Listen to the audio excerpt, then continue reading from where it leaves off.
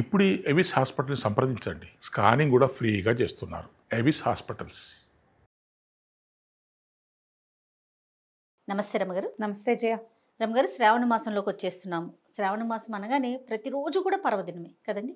ఏ రోజుకు ఆ రోజుకు ఒక విశిష్టత. శ్రావణ శుక్రవారం అని, శ్రావణ మంగళవారాలు, శ్రావణ శనివారాలు, ఇవి కాకుండా ఇంకా కొన్ని విశిష్టమైన రోజులు కూడా ఉన్నాయి, విశేషమైన రోజులు కూడా. ఒక్కసారి శ్రావణ మాసం గురించి మాట్లాడుకుందామండి. ఉత్తరాయణం వెళ్ళిపోయి దక్షిణాయనం మొదలవుతుంది. ఈ నెలలో దక్షిణాయనం మొదలైపోయింది. ఇంచుమించుగా ఆషాఢ మాసం సగపడి పడేసరికి సూర్య సంక్రమణంతో దక్షిణాయనం వచ్చేస్తుంది. ఈ దక్షిణాయనము అనేది కొన్నిటికి పనికిరాదు. ఎలాగా మన ఉపనయనాలు అవి దక్షిణాయనంలో చేయరు, ఒక నియమంగా ఉంటుంది. ఉత్తరాయణంలోనే ఉపనయనం చేయాలి, దక్షిణాయనంలో చేయరు. కానీ దక్షిణాయనం అంతా కూడా ఉపాసనా కాలంగా కనపడుతుంది. భగవంతుడు జగన్నియామకుడుగా చెప్పబడేటువంటి శ్రీమన్నారాయణుడు 4 నెలలు యోగ నిద్రా కాలంలో ఉంటాడు. అది సంక్రమణం నుంచి ఇంచుమిక తొలి ఏకాదశి నుంచి కదా, సంక్రమణానికి కొంచెం ముందు. తొలి ఏకాదశి నుంచి ఆయన నిద్రాపరవశుడుగా ఉంటాడు 4 నెలలు. ఈ 4 నెలలు భగవంతుడు నిద్రపోతున్న కాలంలో మనం రకరకాల ఉపాసనలు చేస్తాం. దాంట్లో మొట్టమొదటి ఉపాసన లక్ష్మీ ఉపాసన. అమ్మవారిని పూజించడం విశేషంగా కనపడుతుంది. శ్రావణ మాసం అంతా కూడా అమ్మవారి ఆరాధన. ఒకటి లక్ష్మీదేవను, మధ్యలో గౌరీదేవను, మధ్యలో గోకులాష్టమి వస్తుంది, విష్ణు ఆరాధన చేస్తాం.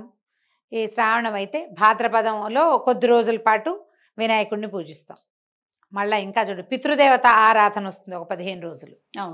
అది వెళ్ళగానే ఆశ్వేజం అమ్మవారి ఆరాధన వస్తుంది. ఏమంటారు శరన్నవరాత్రులు ఓ 10 రోజులు 15 రోజులు. దీపావళి పండుగ వస్తుంది, మనకి కార్తీకం మొదలవుతుంది. తీవ్రమైన శివారాధన, విశేషమైన ఆరాధన చేస్తాం. ఈ శివారాధన అయ్యాక మార్గశిరము, అందులో నుంచి మళ్ళీ పుష్యమాసం మొదలవుతుంది, అది మన ధనుర్మాసం మొదలవుతుంది. మళ్ళీ విష్ణు ఆరాధన. అది పూర్తయ్యేసరికి మళ్ళీ ఉత్తరాయణం వచ్చేస్తుంది. మన కాలం ఇలాగే తిరుగుతూ ఉంటుంది.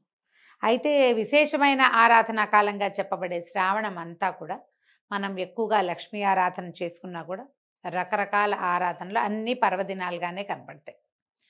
విశేషంగా ఇది స్త్రీలకి వ్రతాలు చేసుకునే కాలం కాబట్టి ఒక 4 లేదా 5 శుక్రవారాలు, ఈ సంవత్సరం 5 వారాలు వచ్చినాయి. మొదటి రోజు శుక్రవారంతో మొదలైంది కాబట్టి 5 శుక్రవారాలు లక్ష్మీ అమ్మవారి ఆరాధన, 4 మంగళవారాలు గౌరీ ఆరాధన, 4 సోమవారాలు ఉంటాయి. 4 సోమవారాలు విశేషంగా శివారాధన చేయబడుతుంది.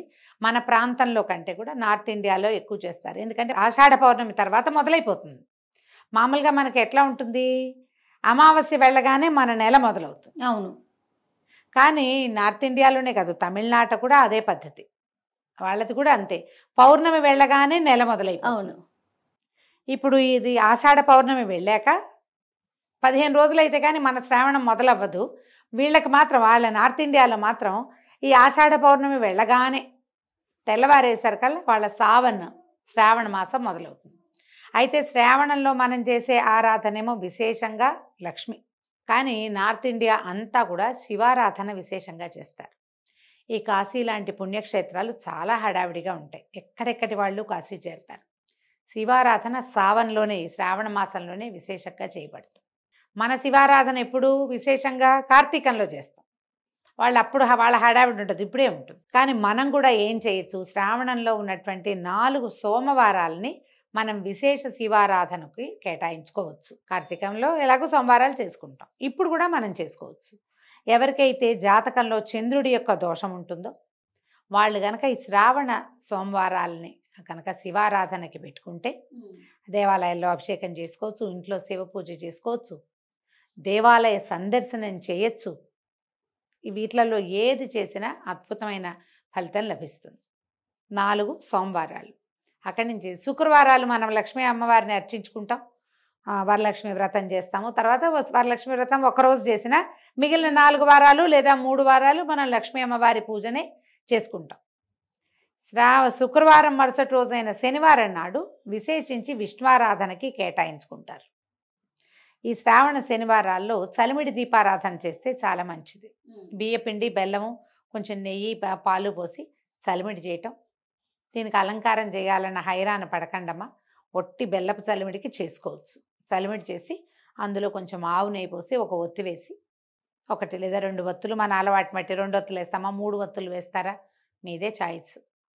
ఈ ఒత్తి వేసి ఒత్తి వెలిగించి ఆ దీపారాధన, చలిమిడి దీపారాధన చేసి విష్ణు ప్రీతికరంగా ఏ విష్ణు సహస్రనామము ఏదైనా చదువుకుని కనుక చేసుకుంటే శ్రావణ శనివారాలు కూడా విశేషమైన ఫలితాన్ని ఇస్తాయి. ఇవి కాకుండా ఈ నెలలో ఇంకా మనకు కనపడేది ఏమిటి, పాడ్యం నాడు ఎలాగో శుక్రవారం వచ్చింది, 5వ నాడైన శ్రావణ పంచమి నాగుల పంచమిగా చెప్పబడుతుంది. అవును. అయితే ఈ నాగపంచమి రోజున మనము నాగుల చవితికి పోసినట్టుగా పుట్టలో పాలు పోసుకోవచ్చు. సర్పారాధన, నాగారాధన చేసుకుంటాం. సాధారణంగా సర్పారాధన లేదా విశేషించి నాగపూజ ఎందుకు చేస్తారు, సంతానం కోసం. ఈ పంచమి నాడు మనం నాగుల చవితికి ఎట్లా చేసుకుంటామో అలాంటి ఆరాధనే ఇప్పుడు మనం చేసుకోవచ్చు.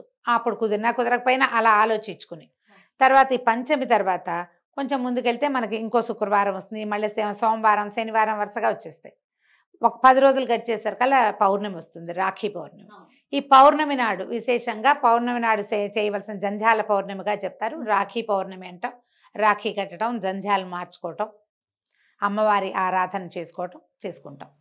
తర్వాత మళ్ళీ రాఖీ పండగ వెళ్ళిపోయాక అష్టమి నాడు గోకులాష్టమి జరుపుకుంటాం. శ్రీకృష్ణ జన్మాష్టమి, అది భారతదేశం అంతా చేసుకునేది.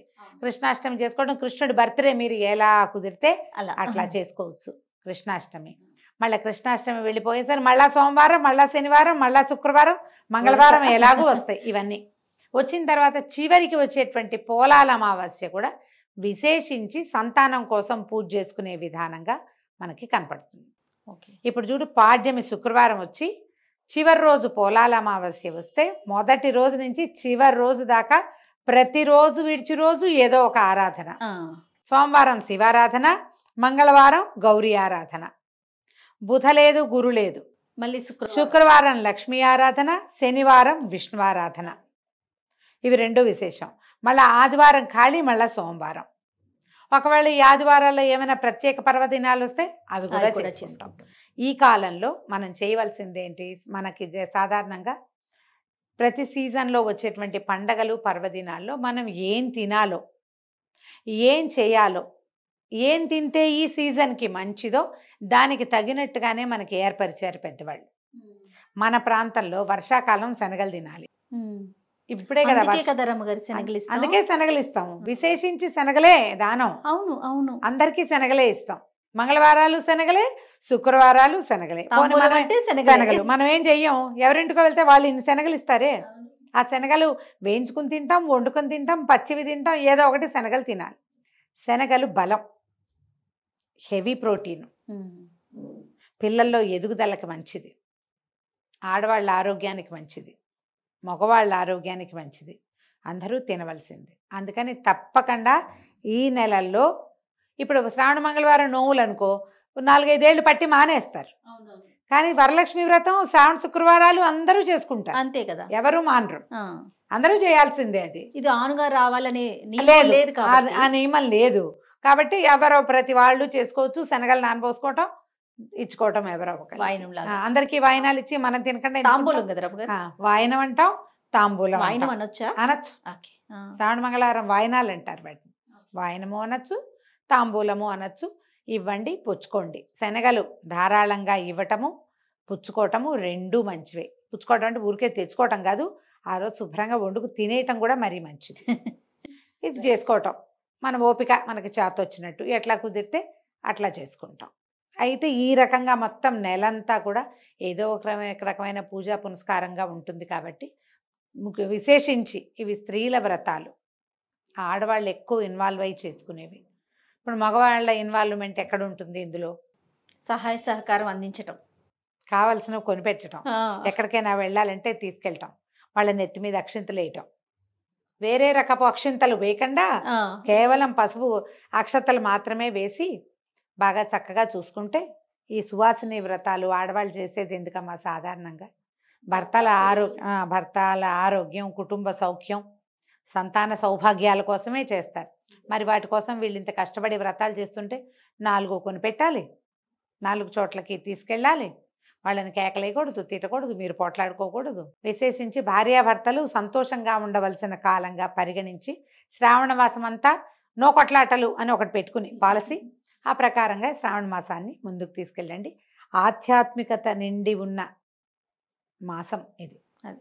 మొత్తం టాప్ టు బాటం ఎట్లా కార్తీక విశేషంగా చెప్తాం, ఇది కూడా అలాంటి మాసమే కాబట్టి ఎవరికి ఎంత కుదిరితే అది, ఏది ఆనుచానంగా మీ ఇళ్లల్లో వస్తుందో అది, ఒకవేళ మీకే మనసుండి చేసుకోదలిస్తే అది కూడా చేసుకుని శ్రావణ మాసాన్ని సుసంపన్నం చేసుకుందాం. సంతోషం రమ్య గారు. నమస్తే. నమస్తే.